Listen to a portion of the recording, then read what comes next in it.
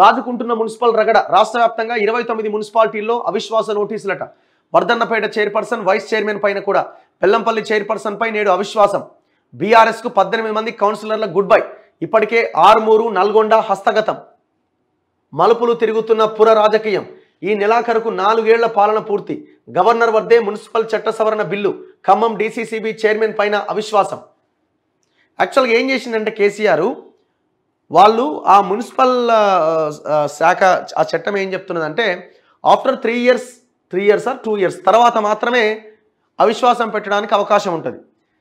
ఈ అవిశ్వాసం పెట్టడానికి అన్ని మున్సిపాలిటీలు రెడీ అవుతున్న క్రమంలో చాలా తెలివిగా వీళ్ళు ఒక బిల్లు తీసుకొచ్చి దాన్ని 4 సంవత్సరాలకు పొడిగించారు. అంటే 4 ఇయర్స్ తర్వాత మాత్రమే అవిశ్వాసం పెట్టాలని. అది గవర్నర్ ఇంకా ఆమోదించలేదు. అది గవర్నర్ దగ్గర ఆ బిల్లు పెండింగ్లోనే ఉన్నది. సో కాబట్టి పాత పద్ధతే ఇదవుతుంది కాబట్టి మొత్తం అన్నీ ఎగిరిపోతున్నాయి. ఖాళీ అయిపోతున్నది బీఆర్ఎస్ పార్టీ మొత్తం తెలంగాణలో. వరంగల్ ఆర్డీఓ వాసుచంద్రకు అవిశ్వాస నోటీస్ అందజేస్తున్న వర్ధన్నపేట మున్సిపల్ కౌన్సిలర్లు. అంటే ఏం లేదు, ఇప్పుడు అధికారం మారింది కదా, ఈ ఇళ్ళ నుంచి అనలేకపోతున్నారు. రాష్ట్రంలోని మున్సిపాలిటీల్లో అసమ్మతి రగడ రాజుకుంటోంది. మెజారిటీ మున్సిపాలిటీల్లో బీఆర్ఎస్ చైర్మన్లు, వైస్ చైర్మన్లు ఉండగా చాలా చోట కౌన్సిలర్లు అవిశ్వాస తీర్మానాలను ప్రవేశపెడుతున్నారు. రాష్ట్ర వ్యాప్తంగా ఉన్న 142 మున్సిపాలిటీల్లో ఈ నెలాఖరుకు 4 ఏళ్ల పాలన పూర్తవుతుంది. ఇప్పటికే 29 మున్సిపాలిటీల్లో అసమ్మతి వర్గం అవిశ్వాస నోటీసులు అందజేసింది.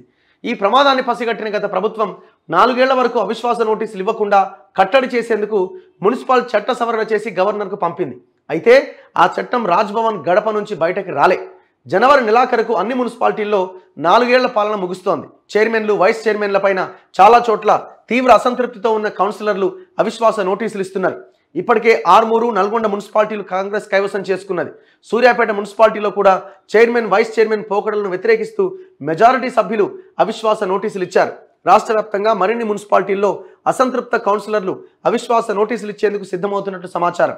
పార్లమెంట్ ఎన్నికలు సమీపిస్తున్న వేళ పుర రాజకీయం రోజుకో మలుపు తిరుగుతోంది. చాలా చోట్ల అసంతృప్తులను బుజ్జగించేందుకు బీఆర్ఎస్ నేతలు చేస్తున్న ప్రయత్నాలు బెడిసి కొడుతున్నాయి. మెజారిటీ కౌన్సిలర్లు అధికార కాంగ్రెస్ వైపు మొగ్గు చూపే పరిస్థితులు కనిపిస్తున్నాయి. 3 ఏళ్లుగా అభివృద్ధి పనుల్లో తమను భాగస్వాములను చేయలేదని బీఆర్ఎస్ కౌన్సిలర్లు అసమ్మతితో రగిలిపోతున్నారు.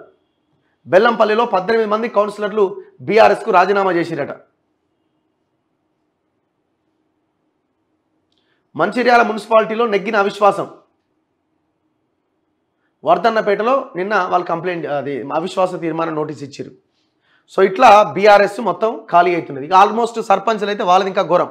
మన సెక్రటేరియట్కి పోతే కొమరం భీం జిల్లా నుంచి వచ్చారు సర్పంచ్లు. వాళ్ళకి ఒక్కొక్కరికి 10 లక్షలు, 20 లక్షలు, 30 లక్షల బిల్లులు పెండింగ్. ఇప్పుడు వాళ్ళు కూడా మొత్తం పార్టీ జంప్ అవ్వడానికి ఆల్మోస్ట్ అందరూ కూడా పార్టీ మారిన పరిస్థితి కనబడుతున్నది.